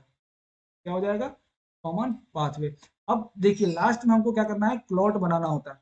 अब जो फैक्टर 5A 5 और कैल्शियम आयन आपस में मिल गए हैं, अब यहाँ से क्या होगा कि कॉमन पाथवे स्टार्ट हो जाएगा। ये कॉमन पाथवे यहीं से स्टार्ट हो गया था, क्योंकि 10A से 10A में बन रहा है ना, यहाँ पर भी तो वही बन रहा है। क्लियर है, तो यहाँ पर जो प्रोथ्रोम्बिन बनेगा वो इनएक्टिव फॉर्म में है, प्रोथ्रोम्बिन क्या है, इनएक्टिव फॉर्म में है, और उसको थ्रोम्बिन में कन्वर्ट हो जाएगा। फिर थ्रोम्बिन किसके मदद से, प्रोथ्रोम्बिनेज, नेज मतलब तोड़ने वाला। ठीक है, थ्रोम्बिन को प्रोथ्रोम्बिन को थ्रोम्बिन में कन्वर्ट करने के लिए हम लोग क्या इस्तेमाल करते हैं, प्रोथ्रोम्बिनेज एंजाइम, कैल्शियम आयन के प्रेजेंस में। क्लियर है, अब ये प्रोथ्रोम्बिन जो है, ये फाइब्रिनोजन, ये भी इनएक्टिव फॉर्म में है, इसको फाइब्रिन के मोनोमर में कन्वर्ट करेगा by the help of thrombin. Fibrinogen को फाइब्रिन में कन्वर्ट करने वाला कौन है, थ्रोम्बिन। ठीक उसी तरह फाइब्रिन से फिर फाइब्रिन में बनता है, ये मोनोमर से पॉलीमर में बनता है, पॉलीमर में बनकर क्या करेगा, क्लॉट को कॉज करेगा। समझ में आया आपको, ये सारी चीजें पीडीएफ के फॉर्म में हमने पहले भी भेजा है, अगर आपको चाहिए तो आप कमेंट बॉक्स में जरूर बताइएगा। ये सारी चीजें जो है इंट्रिंसिक पाथवे और एक्सट्रिंसिक पाथवे सिर्फ डायग्राम के फॉर्म में आपको अगर एग्जामिनर को लिख कर कन्विंस कर देते हैं कि हमें आता है, तो वो आपको पूरा का पूरा नंबर दे देगा। क्लियर है? तो ब्लड कोगुलेशन समझ में आया, और उसमें कौन कौन से स्टेज होते हैं ये चीज समझ में आया। चलिए आगे बढ़ते हैं हम लोग। ठीक है, जो भी आपको क्वेश्चन में डाउट हो आप जरूर पूछिएगा। ठीक है, अभी हम लोग दो दो नंबर वाले क्वेश्चन को भी डिस्कस कर लेंगे, पहले हम लोग जो अभी इंपॉर्टेंट है उस चीज के बारे में कुछ पढ़ लेते हैं, फिर उसके बाद से अब हम लोग देखते हैं होम्योस्टेसिस। होम्योस्टेसिस किसे कहते हैं? ठीक है, तो होम्योस्टेसिस को समझने के लिए हम चीज एक बोर्ड पे चलते हैं। होम्योस्टेसिस, ठीक है,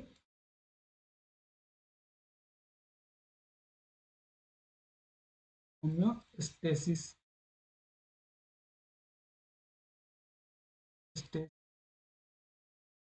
होम्योस्टेसिस में क्या होता है कि जो भी इंटरनल हमारे बॉडी में चेंज होता है, उस चेंज को रेस्ट्रिक्ट करता है, वो रेगुलेट करने में क्या करता है, मेंटेन करता है। हमारे बॉडी में जो भी फंक्शन हो रहे हैं, उन सारे फंक्शंस को मेंटेन करने का जो इंटरनल इन्वायरमेंट करता है, उसी क्या बोलते हैं, होम्योस्टेसिस बोलते हैं। होम्योस्टेसिस का डिफिनेशन क्लियर है?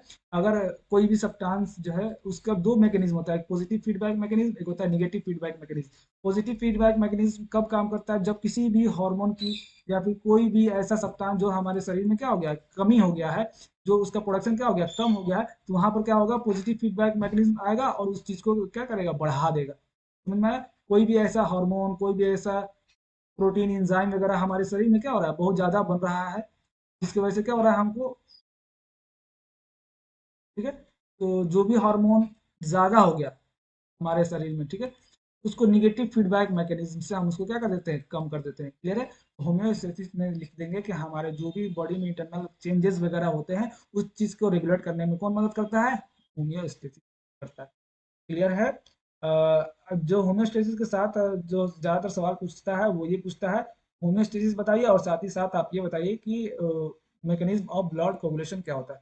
ठीक है, देखिए जैसे कि आप फिगर में देख रहे होंगे कि आपसे सवाल में क्या क्या पूछा है कि होम्योस्टेसिस और साथ ही साथ ये बताइए blood coagulation with extrinsic and intrinsic pathway along with clotting factors. Clotting factors वही 10A जो 12A जो एक्टिवेट कर रहा है, कौन कौन किसको एक्टिवेट कर रहा है, ये सारी जो है क्लोटिंग फैक्टर्स इसे कहते हैं। क्लियर है? समझ में आया?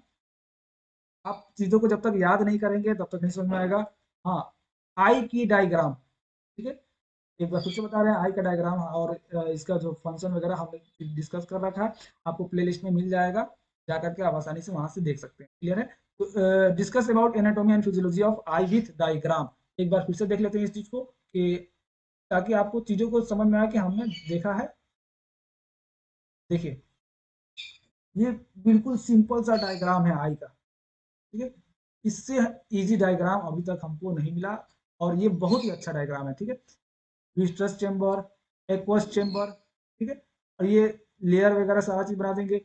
हमारा जो ह्यूमन एडल्ट आई है वो नियर अबाउट स्फेरिकल शेप का होता है। ठीक है, तीन लेयर से मिलकर बना होता है। कौन कौन सा? एक्सटर्नल जो लेयर होता है वो डेंस कनेक्टिव टिश्यू से बनकर बना होता है, और उसको क्या क्या बोला जाता है, स्क्लेरा। स्क्लेरा कहाँ दिख रहा है आपको? आउटर मोस्ट लेयर दिख रहा है यहाँ पर, स्क्लेरा। और जो अंदर पोर्शन होता है उसे क्या बोलते हैं, कॉर्निया। दिख रहा है? कॉर्निया, कॉर्निया अंदर वाला पोर्शन क्या है, कॉर्निया। तीन लेयर से मिलकर बना होता है स्क्लेरा, कॉर्निया, और जो मिडिल वाला लेयर होता है उसे क्या बोलते हैं, कोरोइड। क्या बोलते हैं? कोरोइड बोलते हैं। कोरोइड आपको दिख रहा है? देखिए यहाँ पर दिख रहा है, एक्सटर्नल, इंटरनल और मिडिल लेयर। क्लियर है? Containing many blood vessels and look bluish in colour. किसके बारे में बात कर रहा है? कोरोइड के बारे में। कोरोइड ब्लू कलर का दिखता है। ठीक है, और इसका जो पोस्टेरियर टू थर्ड पार्ट होता है, आईबॉल बिकम थिक, मोटा हो जाता है, और जाकर क्या बन जाता है, सिलेरी बॉडी बन जाता है। देखिए यहाँ पर सिलेरी बॉडी किसके किसके वजह से बना है, प्रोवाइड के। समझ में आ रहा है? वो सारी बातें यहाँ पर लिखी गई है। आइरिस क्या होता है, लेंस क्या होता है, पीपल क्या होता है, रेटिना क्या होता है, रोड्स एंड कोन्स क्या होता है, तो फोटो रिसेप्टर्स होते हैं, दो दो होते हैं, रोड्स और कोन। रोड्स रात में देखने में मदद करता है, कोन्स दिन में। देखिए these are the containing light sensitive photo pigments. Day में कौन काम करता है और राइट में कौन काम करता है, रोड्स। उल्लू जो होते हैं उसमें रोड्स क्या होते हैं, ज़्यादा डेवलप होते हैं, तो रात में ज़्यादा देख लेते हैं, ठीक है। Lens transparent transparent crystalline lens होता है, प्यूपिल, ठीक है। अब the aperture surrounded by the iris, iris के पास जो पर्पल जो प्यूपिल होता है, देखिए यहाँ पर जो आपको दिख रहा है वही सारी बातें यहाँ पर लिखनी है। ऑप्टिक नर्व्स किसे कहते हैं बताइए? ऑप्टिक नर्व जो नर्व्स आई का सिग्नल कहाँ लेके जाता है, ब्रेन को लेके जाता है, उसे को क्या बोलते हैं? Optic nerves. ब्लाइंड स्पॉट जहाँ पर कोई भी आपको इमेज का फॉर्मेशन नहीं होता है, क्लियर है। विट्रस चेंबर अंदर के चेंबर वाले को क्या बोलते हैं? विट्रस चेंबर बाहर के चेंबर वाले क्या बोलते हैं? एंटीरियर चेंबर इन दोनों है, एक्वा चेंबर विट्रस चेंबर, दोनों में क्या होता है? फ्लूइड भरा होता है। लेंस क्या होता है? लेंस जो है सिलियरी बॉडी, दोनों सिलियरी बॉडी से अटैच होता है लेंस। आइरिस क्या होता है? आइरिस जो हम लोग घटा सकते हैं, बढ़ा सकते हैं, आइरिस यहाँ पर। पिगमेंट और opaque structure called iris which is visible colour portion of the eye, जो हमको दिखाई देता है आंख का कलर पोर्शन, उसी को क्या बोलते हैं? Eye. Eyeball contains transparent crystalline lens. Eyeball क्या होता है? ट्रांसपेरेंट क्रिस्टलाइन लेंस कंटेन करता है, ठीक है। Ligament attach to ciliary bodies, cilia body से लिगामेंट के द्वारा अटैच होता है, क्लियर है। ये सारी बातें जो है हम लोग यहाँ पर आई का डायग्राम और स्ट्रक्चर हम लोग पढ़े हैं लोग, ठीक है, क्लियर है। उम्मीद करते हैं आपको समझ में आया होगा। अब हम लोग बढ़ते हैं नेक्स्ट सवाल की तरफ। देखिए जो इंपॉर्टेंट है उसको हम लोग पढ़ते चल रहे हैं, दो दो चार चार लाइन लिखेंगे कहीं पे भी तो आपको नंबर मिलेगा, ठीक है। अगर नहीं लिखेंगे तो आपको नहीं मिलेगा। एक्टिव ट्रांसपोर्ट के बारे में अभी अभी हम लोगों ने पढ़ा, ठीक है। Active transport process across the plasma membrane, clear है।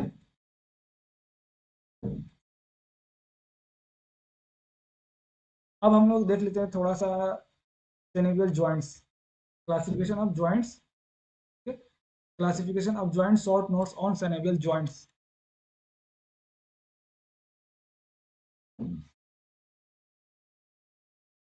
देखेंगे यहाँ जो हम लोग पढ़ रहे हैं यहाँ पर जॉइंट्स के बारे में भी लिखा हुआ है, ठीक है। जॉइंट्स, देखिए जॉइंट्स बहुत प्रकार के होते हैं, जैसे कि हिंज जॉइंट, पढ़े कि नहीं पढ़े आपने? Fibrous joint, fibrous joint, cartilaginous joint, ठीक है। सैनिवल जॉइंट, कौन कौन कहाँ होते हैं, कैसे कैसे जॉइंट्स होते हैं, वो चीज़ हम मतलब कि एक तरह से जल्दी में हम लोग रिवीजन टाइप का कर रहे हैं तो उसी हिसाब से पढ़ भी रहे हैं। फाइब्रस जॉइंट जो होता है वो बिल्कुल एंड टू एंड फ्यूज होता है, बिल्कुल एकदम थोड़ा सा भी मूवमेंट नहीं करवाता, जैसे कि हमारा स्कल में जो जॉइंट होता है वो कैसा होता है? फाइब्रस जॉइंट होता है जो कि डेंस फाइब्रस कनेक्टिव टिश्यू से बना होता है, ठीक है, क्लियर है। जो कि क्या होता है? क्रेनियम ब्रेन बॉक्स, क्लियर है, ये चीज समझ में आ रहा है। कार्टिलेजिनस जॉइंट क्या होता है? कार्टिलेज जैसे कि वर्टिब्रल कॉलम जो है आपकी पीठ की हड्डी जो है वहां पर ये पाया जाता है, वर्टिब्रल कॉलम, क्लियर है, समझ में आ रहा है। सैनिवियल जॉइंट्स फ्लूइड के प्रेजेंस में से इसमें क्या होता है? सबसे पहले एक कैविटी पाई जाती है जिसको बोलते हैं सैनोवियल कैविटी। सैनोवियल कैविटी यानी स्पेस होता है, दो हड्डियों के बीच में जो स्पेस होता है उसे बोलते हैं सैनोवियल कैविटी। उसमें जो फ्लूइड पाया जाता है उसे क्या बोलते हैं? Synovial fluid. वहां पर जो है बोन आपस में क्या होता है? एक दूसरे से ज्वाइंट्स होते हैं, ठीक है। लोको ये ज्वाइंट जो होता है लोकोमोशन में यानी चलने फिरने में मदद करता है, ऑर्गन मूवमेंट्स में भी मदद करता है, क्लियर है।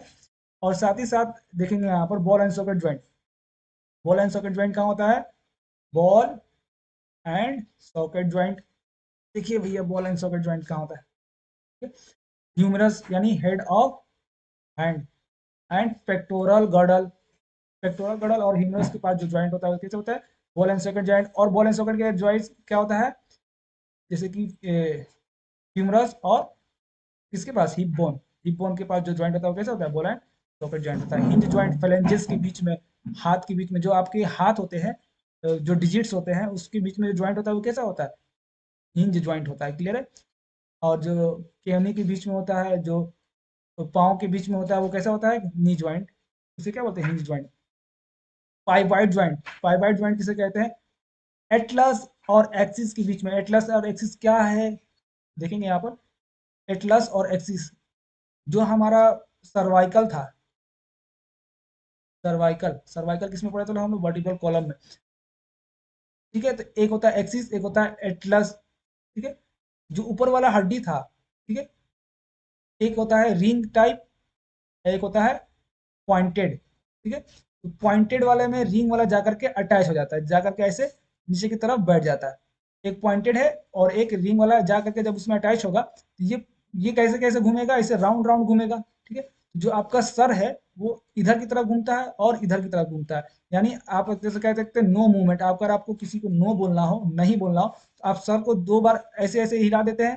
ठीक उसी तरह यहाँ पर नो मूवमेंट जो कराता है वो क्या है, एटलस एटलस और एक्सिस के बीच में जो पॉइंट होता है उसे क्या बोलते हैं हम लोग, नो मूवमेंट वाला ही होता है। देखिए इसको फिगर के जरिए समझेंगे तो ज़्यादा अच्छे से समझ में आएगा। देखिए यहाँ पर, देखिए यहाँ पर ये जो ऊपर वाला हड्डी है, ठीक है, यहाँ पर, यहाँ पर और यहाँ पर ही क्या होता है, आपका सर होता है। सर तो बड़ा सा होता है ना, लेकिन ऊपर वाला जो 2 हड्डी होता है सर्वाइकल का, 1 और 2, एक क्या होता है, जो सबसे ऊपर वाला होता है ये पॉइंटेड होता है। किसका, सर्वाइकल का, जो वर्टिकल सर्वाइकल वर्टिकल का जो ऊपर वाला पॉइंट है ये पॉइंटेड है। और इस सर का जो ऊपर वाला पार्ट है, नीचे वाला यानी सर का बेस वाला, उसमें क्या है, छेद है यहाँ पर, ओसिपिटल कॉन्डाइल लिखा हुआ है यहाँ पर। यहाँ पर छेद है और इसी छेद से जाकर के वो मिल जाता है। मिलने के बाद से क्या होता है, आपका सर नो वाला ऐसे और ऐसे घूमता है। क्लियर है, समझ में आया, उम्मीद करते हैं समझ में आया होगा। ठीक है, ग्लाइडिंग ज्वाइंट किसे कहते हैं, ग्लाइडिंग ज्वाइंट्स। तो बिटवीन कार्पल्स, कार्पल्स के बीच में जो आपकी कलाई होती है उसके बीच में जो ज्वाइंट्स होते हैं वो कैसा होता है, ग्लाइडिंग ज्वाइंट। ये लिमिटेड मूवमेंट कराता है। जो अंगूठे के बीच में होता है उसे क्या बोलते हैं, सैडल ज्वाइंट। क्लियर है, between carpal and metacarpal of thumb, अंगूठा और अंगूठे के बीच में जो ज्वाइंट होता है उसमें क्या होता है, राउंड राउंड मूवमेंट करा देते हैं उसको, बाकी उंगली से क्या होता है, अलग होता है। ये चीज़ क्लियर है, उम्मीद करते हैं आपको ये चीज़ भी समझ में आया होगा। ठीक है, अब न्यूरोमस्कुलर जंक्शन, अभी हमने बताया न्यूरोमस्कुलर जंक्शन, लिखा हुआ वेरियस इवेंट्स अकर इन न्यूरोमस्कुलर जंक्शन। देखिए कार्डियक साइकिल भी पूछा गया है, कार्डियक साइकिल आता ही आता है तो आपको बता चुके हैं। अब देखिए यहाँ पे न्यूरोमस्कुलर जंक्शन जल्दी जल्दी देख लेते हैं भैया। न्यूरोमस्कुलर जंक्शन, देखिए यही फिगर हमने बनाया है। एक्शन पोटेंशियल जो है, एक बार फिर से समझ लेते हैं। जो हमने बनाया ये क्या है, न्यूरॉन, और न्यूरॉन ये सारा जो है न्यूरॉन, ये क्या है, मसल्स, और दोनों के बीच का जंक्शन को neuromuscular junction. Act as effector, effector की तरह काम करता है मसल्स। और यही जो है यहाँ पर सबसे पहले क्या है, न्यूरॉन से जो भी एक्शन पोटेंशियल आता है न्यूरॉन के थ्रू होते हुए, एक्सोन से होते हुए, नर्व टर्मिनल से मसल्स में जाता है। वही चीज़ को हमने नीचे समझा कि ये हमारा न्यूरॉन का जो है टर्मिनल था जो कि मसल्स में धसा हुआ था। अब यहाँ पर क्या होता है, एसिटाइल कोलिन रिलीज होता है। एसिटाइल कोलिन रिलीज क्यों होगा, क्योंकि यहाँ पर सबसे पहले एक्शन पोटेंशियल जनरेट हुआ, फिर वो कहाँ चला गया, न्यूरॉन में, फिर एक्सोन, फिर मसल्स, फिर मसल्स में से क्या हुआ, या तो कॉन्ट्रैक्ट करेगा या फिर रिलैक्स करेगा। ये चीज़ क्लियर है, समझ में आया। हम लोग बढ़ते हैं नेक्स्ट सवाल की तरफ। ठीक है, नेक्स्ट सवाल हमारा है कि लिम्फ लिम्फ नोड्स क्या होता है, इसको भी बता देंगे अभी फिलहाल। तो देखिए 2 नंबर वाले जितने सवाल हैं ये सब एक ही क्वेश्चंस में, हम एक ही वीडियो में हम लोग कवर कर लेंगे। ठीक है, ये चीज़ तो हमने देख लिया। ठीक है, structure and function of plasma membrane, देखिए बार बार जो पूछा गया वही चीज़ हम डिस्कस किए हैं यहाँ पर। ठीक है, लॉन्ग बोन का स्ट्रक्चर फंक्शन हमने पढ़ लिया है। ठीक है, हमको कैसे सुनाई देता है, मैकेनिज्म ऑफ हियरिंग, इसको हमने बताया है।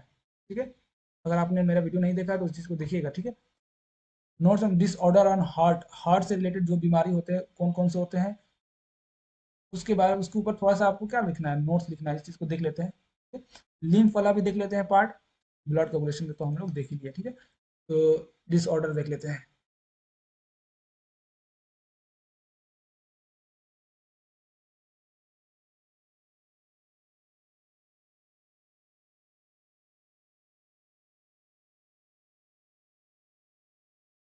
डिसऑर्डर ऑफ सर्कुलेटरी सिस्टम, देखिए यहाँ पर हाई ब्लड प्रेशर, जनरली जो आपको पता है वही चीज़ लिखना भी है। हाई ब्लड प्रेशर, इसमें क्या होता है कि बीपी का जो रेंज होता है 120 से 180 होता है। इससे ज़्यादा बढ़ जाएगा यानी 140 पे 90 हो जाएगा तो हाई हो जाएगा। क्लियर है, घट जाएगा तो लो हो जाएगा। कोरोनरी आर्टरी डिजीज, इसको एथीरोस्क्लेरोसिस भी बोलते हैं। ठीक है, इसमें क्या होता है कि जो हार्ट के मसल्स, हार्ट का जो ब्लड वेसल्स होता है, ठीक है, देखिए यहाँ पे लिखा हुआ है affects the vessels that supply blood to the heart muscles. जो हमारा दिल होता है, दिल दिल को जो ब्लड लेकर के जाता है, जो वेसल, उसी को क्या कर देता है, अफेक्ट कर देता है। क्लियर है? जो दिल के अंदर ब्लड को लेके जाता है, हार्ट में जो ब्लड लेकर के जाता है, उसी को क्या करता है, ये अफेक्ट कर देता है by deposition of calcium, fat cholesterol and fibrous tissue, make them lumen artery narrow. देखिए यहाँ पर जो हमारा हार्ट है, हार्ट के अंदर जो ये ब्लड लेकर के जा रहा है, हार्ट के मसल्स के लिए लेके जा रहा है, इसके ल्यूमेन यानी ये छेद को क्या कर रहा है, पतला कर दे रहा है। कैसे?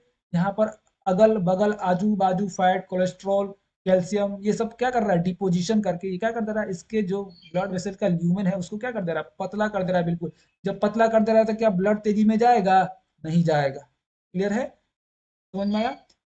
अब देखते हैं नेक्स्ट, एंजाइना, इसको एंजाइना पेक्टोरिस भी बोलते हैं, ठीक है। इसमें क्या होता है, एक्यूट चेस्ट पेन होता है, हल्का हल्का मीठा मीठा दर्द होता है, ठीक है।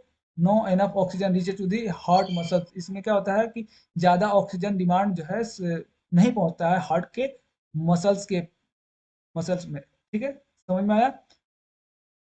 But common in the middle age elders, ये कह रहा है कि मर्द औरत दोनों में होता है, लेकिन जो है मिडिल एज के जो आदमी होते हैं उन लोग में ज्यादा होता है, यानी 30-32 के बाद से। It occurs due to the condition affected blood flow, इसमें भी वही कंडीशन होता है, ब्लड फ्लो में क्या हो जाता है, गड़बड़ी आ जाती है, हार्ट फेल्योर। नेक्स्ट क्या होता है, हार्ट फेल्योर एंजाइना। समझ में आया? कि देखिए कोई भी टॉपिक का की पॉइंट होता है, यहाँ पर ऑक्सीजन डिमांड जो है नहीं मिल पाता है, नो एनफ ऑक्सीजन, जितना चाहिए उतना नहीं मिल पा रहा है। ये क्या किस कंडीशन में हो सकता है? एक तो ये कंडीशन हो सकता है कि वो क्या कर रहा है कि जो भी ऑक्सीजन कंजप्शन है उसके शरीर में बढ़ गया है, समझ में आ रहा है, या फिर उसके नस में ब्लॉकेज आ गया है, जिसकी वजह से क्या हो रहा है कि वहां पर ऑक्सीजन डिमांड पहुंच ही नहीं पा रहा। क्लियर है? अब देखेंगे heart failure. Heart failure, heart failure means that state of weather when not pumping blood effectively enough to meet the need of a body, जितना चाहिए उतना इसको नहीं मिल पा रहा है, हार्ट जितना जितना पंप करना चाहिए उतना पंप नहीं कर पा रहा है। मान के चलिए हमको ब्लड को 5 लीटर का रेगुलेशन करवाना है, लेकिन वो 5 लीटर क्या कर नहीं पंप कर पा रहा है, कितना कर रहा है, 4 लीटर। ये क्या आ गया, एक तरह से डिफेक्ट आ गया कि नहीं आ गया आपके हार्ट के अंदर, ये हमारा क्या हो जाएगा, हार्ट फेलियर हो जाएगा, ठीक है। इसको कुछ समय के लिए हम लोग क्या बोलते हैं, कंजस्टिव हार्ट फेलियर भी बोलते हैं। क्यों? Congestion of lungs is one of the major systems of this disease, इसमें लंग्स में जो पानी का भर जाना, ठीक है, जिसकी वजह से क्या होता है, main symptoms of this disease, इसीलिए इसको क्या बोल दिया गया, कंजक्शन ऑफ हार्ट फेल्यूर को रिफर्स किया गया किसके वजह से, कंजक्शन ऑफ लंग्स। क्लियर है? Heart is failure is not same as a cardiac arrest, cardiac arrest अलग होता है, हार्ट फेल्यूर अलग होता है। कार्डियक अरेस्ट में क्या होता है कि आपका दिल का धड़कना बिल्कुल ही बंद हो गया, ठीक है। हार्ट अटैक क्या होता है, इसमें क्या होगा कि हार्ट मसल्स को तुरंत डैमेज हुआ और जो है इनएडिक्वेट ब्लड सप्लाई की वजह से वो इंसान की मौत हो गई। हार्ट अटैक, कार्डियक अरेस्ट और हार्ट फेलियर तीनों अलग अलग है, तीनों को सेम नहीं समझेंगे। क्लियर है?